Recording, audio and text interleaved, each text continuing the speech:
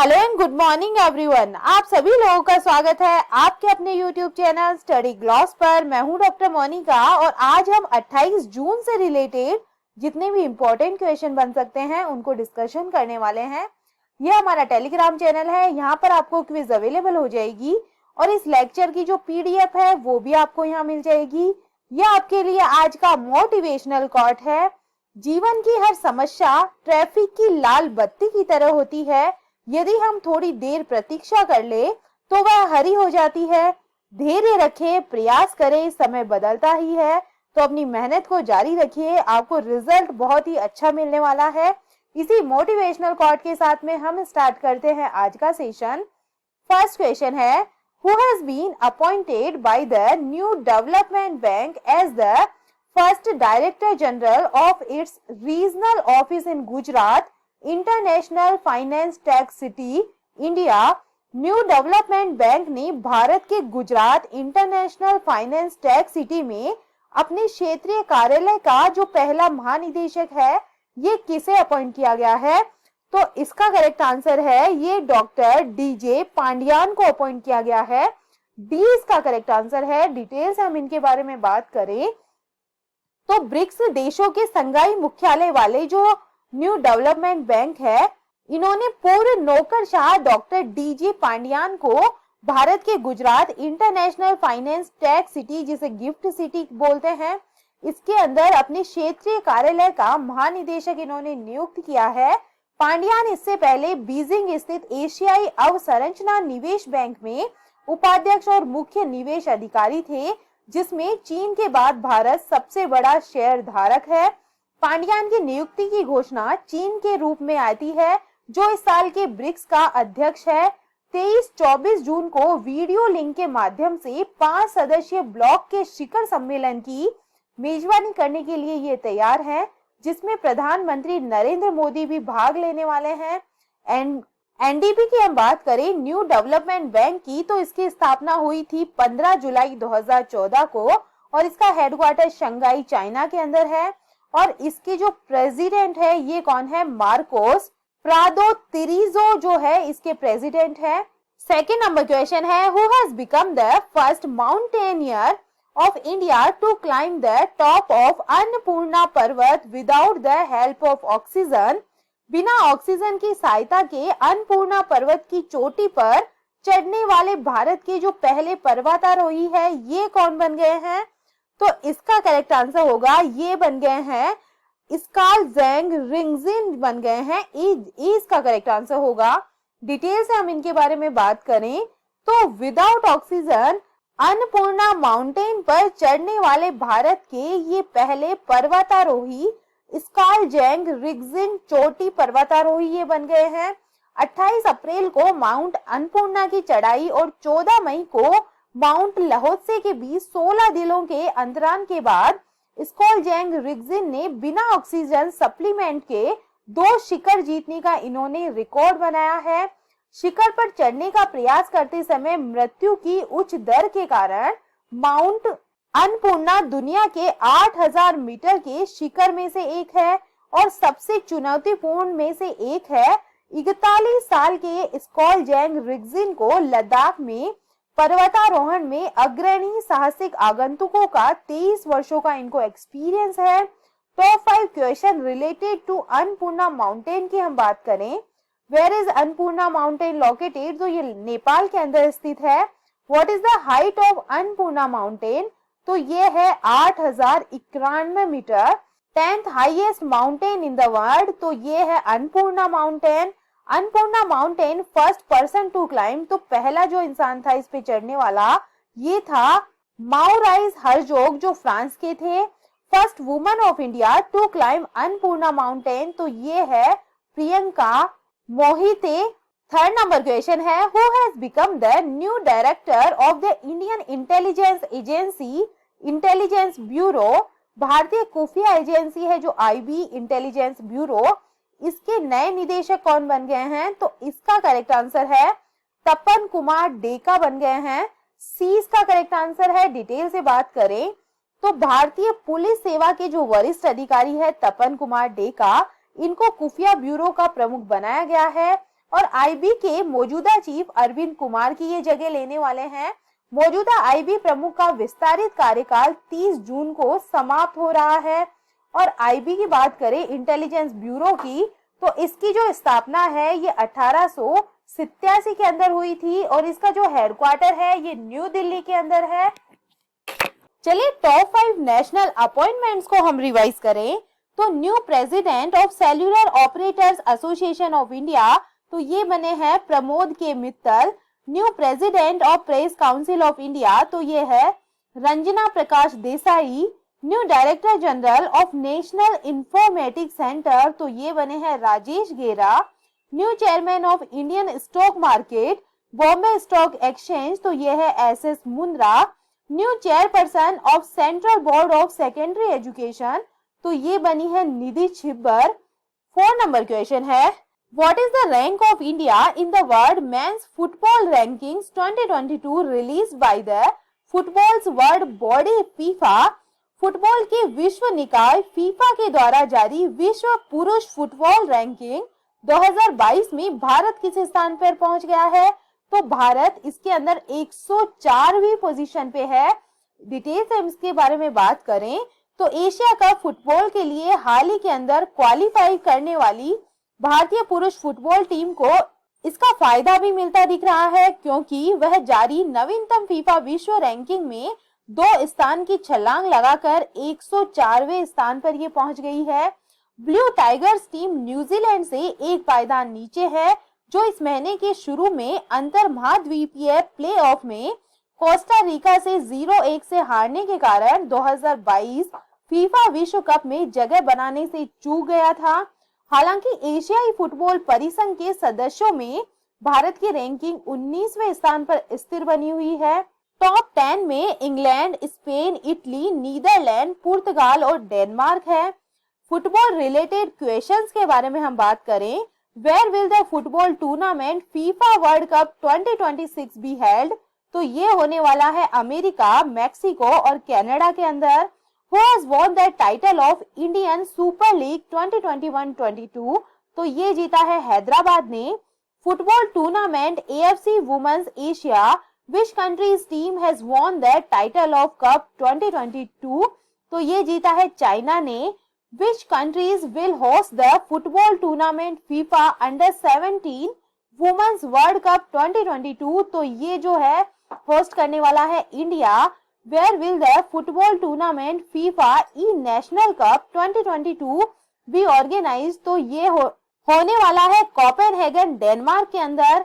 5 number question है, The Chief Minister of which state has launched the 17th annual campaign शाला प्रवेशोत्सव for enrollment of students in primary schools? किस राज्य के मुख्यमंत्री ने प्राथमिक विद्यालयों में छात्रों के नामांकन के लिए 17वें वार्षिक अभियान जिसका नाम है शाला प्रवेशोत्सव को शुरू किया है? तो ये शुरू किया गया है गुजरात गवर्नमेंट के द्वारा। 20 का करेक्ट आंसर होगा। गुजरात में मुख्यमंत्री भूपेंद्र पटेल ने राज्य के प्राथमिक विद्यालयों में छात्रों को नामांकित करने के लिए जो 17वें शाला प्रवेशोत्सव अभियान की शुरुआत इन्होंने की है। 3 दिवसीय नामांकन अभियान बनासकांठा के वडगाम तालुका के मेमादपुर प्राथमिक विद्यालय से शुरू हुआ है। मुख्यमंत्री पटेल ने कहा है कि बच्चों के बड़े पैमाने पर नामांकन अभियान के बाद छात्रों की ड्रॉप आउट दर में भारी कमी आई है। उन्होंने कहा है कि ड्रॉप आउट दर 2022 में 37.22% से घटकर मात्र 3.07% रह गई है। आधिकारिक सूत्रों के मुताबिक IAS और IPS अधिकारियों और संसद सदस्यों और विधानसभा के सदस्यों सहित राज्य के अधिकारी राज्य के विभिन्न स्कूलों का दौरा करेंगे और कक्षा 1 में बच्चों का नामांकन करेंगे। 6 नंबर क्वेश्चन है, who has become the new CEO of NITI Aayog? NITI Aayog के नए CEO कौन बन गए हैं? तो इसका करेक्ट आंसर होगा ये बन गए हैं परमेश्वरम अय्यर बन गए हैं। इसका करेक्ट आंसर होगा पूर्व पेयजल और स्वच्छता सचिव परमेश्वर अय्यर को नीति आयोग का मुख्य कार्यकारी अधिकारी नियुक्त किया गया है। अय्यर को अमिताभ कांत के 30 जून को सेवानिवृत्त होने के बाद 2 साल के लिए या अगले आदेश तक नीति आयोग का मुख्य कार्यकारी अधिकारी नियुक्त किया गया है। अय्यर उत्तर प्रदेश के 1981 बैच के आईएएस अधिकारी ये हैं और जाने माने स्वच्छता विशेषज्ञ भी ये हैं। कार्मिक मंत्रालय के आदेश में कहा गया है कि अय्यर की नियुक्ति उन्हीं नियमों और शर्तों पर की गई है जो कांत के लिए लागू थी। नीति आयोग के बारे में बात करें, national institute for transforming India, और इसकी स्थापना हुई थी 1 जनवरी 2015 को। इसका हेडक्वार्टर न्यू दिल्ली के अंदर है और इसके जो प्रेसिडेंट होते हैं ये प्राइम मिनिस्टर होते हैं। तो इसके जो प्रेसिडेंट है ये अभी है नरेंद्र मोदी और वाइस प्रेसिडेंट है Suman K Bery. 7 number question है, China has successfully launched how many new remote sensing satellite by rocket from Xichang satellite launch center. चीन ने जिचांग सैटेलाइट लॉन्च सेंटर से कितने नए रिमोट सेंसिंग उपग्रहों को रॉकेट से सफलतापूर्वक लॉन्च किया है? तो इसका करेक्ट आंसर होगा जो 3 नए जो सैटेलाइट है, रॉकेट है, उनको लॉन्च किया है। 20 का करेक्ट आंसर होगा चीन द्वारा दक्षिण पश्चिम चीन के सिंचुआन प्रांत के जिचांग सैटेलाइट लॉन्च सेंटर से 3 नए रिमोट सेंसिंग जो सैटेलाइट है इनको सफलतापूर्वक यहां से लॉन्च किया गया है। और सैटेलाइट को एक लॉन्ग मार्च 2D कैरियर रॉकेट के द्वारा सुबह 10:22 पर लॉन्च किया गया था और यह याओगन 35 परिवार के हिस्से के रूप में है। इसका प्रवेश इच्छित कक्षा में सफलतापूर्वक हो गया है और उपग्रहों का उपयोग मुख्य रूप से वैज्ञानिक अनुसंधान, भूमि संसाधन आकलन, कृषि उत्पादन अनुमान और आपदा रोकथाम और न्यूनीकरण या शमन के लिए किया जाएगा। और ये लॉन्ग मार्च सीरीज कैरियर रॉकेट्स का 424वां मिशन था। चाइना की हम बात करें, China is located in the continent of Asia और इसकी कैपिटल है बीजिंग। करेंसी यहाँ पे चलती है रेनमीबी और यहाँ के जो प्रेसिडेंट है यह है Xi Jinping. The name of the international border line between China and India, तो इसका नाम है McMahon line. The longest river in China, तो ये है Yangtze river and it is the longest river in Asia. The first country in the world to issue paper currency, तो ये भी चाइना है। Which country share its border with most country, तो ये भी चाइना है। 8 नंबर क्वेश्चन है, which states micro small and medium department has been awarded the first prize in the national MSME awards 2022। किस राज्य के सूक्ष्म, लघु और मध्यम विभाग को राष्ट्रीय MSME पुरस्कार 2022 में प्रथम पुरस्कार से सम्मानित किया गया है? तो इसका करेक्ट आंसर है ओडिशा को इससे सम्मानित किया गया है। सी इसका करेक्ट आंसर होगा। ओडिशा के जो MSME है इसको MSME जो अवार्ड है 2022 का ये दिया गया है। बिहार ने दूसरा और हरियाणा ने इसके अंदर तीसरा स्थान हासिल किया है। राष्ट्रीय MSME पुरस्कार 1983 में स्थापित किए गए थे। और ओडिशा की हम बात करें, the short range ballistic missile जिसका नाम है Prithvi second has been successfully test fired in Odisha. The national mineral congress 2022 was organized by the ministry of coal in Bhubaneswar के अंदर यह आयोजित हुई है। The chief minister of Odisha has inaugurated cyber security center in Bhubaneswar. India's first Skill India International Center established in Bhubaneswar। 9 number question है, which state government has banned the entry of medium and heavy vehicles? किस प्रदेश सरकार ने मध्यम और भारी वाहनों के प्रवेश पर प्रतिबंध लगा दिया है? तो ये लगा दिया है दिल्ली गवर्नमेंट ने। 20 का करेक्ट आंसर होगा। दिल्ली सरकार ने 1 अक्टूबर से अगले साल फरवरी के अंत तक राष्ट्रीय राजधानी में हैवी व मीडियम हैवी वाहनों के प्रवेश पर रोक लगा दी है। ऐसे वाहनों के प्रवेश पर पाबंदी रहेगी क्योंकि वाहनों से फैलने वाले जो प्रदूषण है इससे सर्दियों के महीने में वायु की जो गुणवत्ता है ये बहुत बिगड़ जाती है।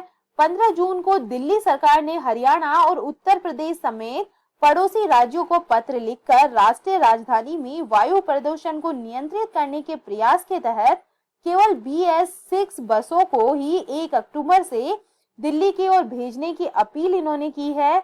दिल्ली की हम बात करें तो यहाँ के जो नए लेफ्टिनेंट गवर्नर है ये बन गए हैं विनय कुमार सक्सेना। और यहाँ का जो एजुकेशन सॉन्ग है इरादा कर लिया हमने, दिल्ली के द्वारा ये रिलीज किया गया है। The Delhi government constituted a field task force for the rehabilitation of homeless children. और जो प्यूपेट फेस्टिवल है ये दिल्ली के अंदर आयोजित किया गया है। School health clinic has been inaugurated in Delhi. 10 number question है, which country senate has passed the gun control bill. किस देश की सीनेट ने गन कंट्रोल विधेयक पारित किया है? तो ये पारित हुआ है अमेरिका के अंदर। 20 का करेक्ट आंसर है। अमेरिकी सीनेट ने एक गन कंट्रोल विधेयक पारित किया है जिसे लगभग 30 वर्षों में सबसे महत्वपूर्ण आग्नेयास्त्र कानून माना जा रहा है। अमेरिका में पिछले कुछ समय में हुई सामूहिक गोलीबारी की कई घटनाओं के मद्देनजर संसद ने बंदूक हिंसा पर रोक लगाने से उद्देश्य से पेश किए गए उस विधेयक को आसानी से मंजूरी दी है, जिसे पारित करना करीब 1 महीने पहले अकल्पनीय प्रतीत हो रहा था। राष्ट्रपति जो बाइडेन के द्वारा कानून पर हस्ताक्षर करने से पहले इसे अब हाउस ऑफ रिप्रेजेंटेटिव में पारित करना होगा। और ये इसलिए भी महत्वपूर्ण है क्योंकि दशकों में पहली बार प्रस्तावित कानून को डेमोक्रेट और रिपब्लिकन दोनों से इस स्तर का समर्थन मिला है। चलिए कल के जो एमसीक्यू है उन्हें हम जल्दी से रिवाइज कर लेते हैं। फर्स्ट क्वेश्चन है, भारत को विदेशी व्यापार से संबंधित जानकारी प्रदान करने के लिए निर्यात नामक पोर्टल को किसने लॉन्च किया है? तो ये नरेंद्र मोदी जी के द्वारा लॉन्च की गई पोर्टल है। 20 का करेक्ट आंसर होगा। सेकंड नंबर क्वेश्चन है, कॉर्सेरा द्वारा जारी वैश्विक कौशल रिपोर्ट 2022 में भारत किस स्थान पे रहा है? तो इसका करेक्ट आंसर होगा भारत इसके अंदर 68वें स्थान पे रहा है। 20 का करेक्ट आंसर है। थर्ड नंबर क्वेश्चन है, सौर ऊर्जा और हाइड्रो पावर से संचालित होने वाला भारत का जो पहला एयरपोर्ट है ये कौन सा बन गया है? तो ये बन गया है इंदिरा गांधी इंटरनेशनल एयरपोर्ट जो न्यू दिल्ली के अंदर है। 4 नंबर क्वेश्चन है, राष्ट्रीय जांच एजेंसी के नए महानिदेशक कौन बन गए हैं? तो इसका करेक्ट आंसर होगा ये बन गए हैं दिनकर गुप्ता। इसका करेक्ट आंसर है। 5 नंबर क्वेश्चन है, उत्तराखंड के पहाड़ी क्षेत्रों में वर्षा आधारित खेती को नई ऊंचाइयों पर ले जाने के लिए किस बैंक ने 1000 करोड़ रुपए की बारानी कृषि परियोजना को मंजूरी दी है? तो ये मिली है वर्ल्ड बैंक के द्वारा। 20 का करेक्ट आंसर है। 6 नंबर क्वेश्चन है, केंद्रीय संस्कृति मंत्री जी किशन रेड्डी ने ज्योतिर्गमय उत्सव 2022 का जो शुभारंभ है ये कहां पर किया है? तो ये किया गया है नई दिल्ली के अंदर। 20 का करेक्ट आंसर है। 7 नंबर क्वेश्चन है, दुनिया की सबसे बड़ी साफ पानी की स्टिंगरे मछली किस देश में खोजी गई है? तो ये खोजी गई है कंबोडिया के अंदर। इसका करेक्ट आंसर है। 8 नंबर क्वेश्चन है, अखिल भारतीय फुटबॉल महासंघ की सलाहकार समिति के जो नए अध्यक्ष है ये कौन बन गए हैं? तो इसका करेक्ट आंसर होगा रंजीत बजाज। इसका करेक्ट आंसर है। 9 नंबर क्वेश्चन है, इसरो ने अपनी वाणिज्यिक शाखा न्यू स्पेस इंडिया लिमिटेड के लिए बनाए गए संचार उपग्रह GSAT-24 को कहां से सफलतापूर्वक लॉन्च किया है? तो ये लॉन्च किया गया है फ्रेंच गुआना से जो साउथ अफ्रीका के अमेरिका के अंदर है। सी इसका करेक्ट आंसर होगा। 10 नंबर क्वेश्चन है, 18वीं G20 शिखर सम्मेलन 2023 का जो आयोजन है ये कहां पर किया जाएगा? तो इसका करेक्ट आंसर होगा ये जम्मू एंड कश्मीर इंडिया के अंदर किया जाएगा। सी इसका करेक्ट आंसर होगा। और ये था आप लोगों के लिए कल का study gloss question. Mount Everest की 8830 मीटर की ऊंचाई पर दुनिया का सबसे ऊंचा मौसम स्टेशन किसने स्थापित किया है? तो ये जो है स्थापित किया गया है नेशनल जियोग्राफिक सोसाइटी के द्वारा। इसका करेक्ट आंसर होगा। और ये है आप लोगों के लिए आज का स्टडी ग्लॉस क्वेश्चन। फोर्ब्स के द्वारा जारी ग्लोबल 2000 की सूची में शीर्ष स्थान पर कौन सी कंपनी रही है? तो इसका आंसर आप मुझे कमेंट सेक्शन में दीजिएगा। ये हमारा टेलीग्राम चैनल है, यहाँ पर आपको सारे क्वेश्चन क्विज के फॉर्मेट में अवेलेबल हो जाएंगे। आई होप आपको सेशन पसंद आ रहा होगा। अगर पसंद आ रहा है तो इसे लाइक कीजिए, अपने दोस्तों के साथ में शेयर कीजिएगा। तो चलिए मिलते हैं हम एक नए सेशन के साथ में। Thank you.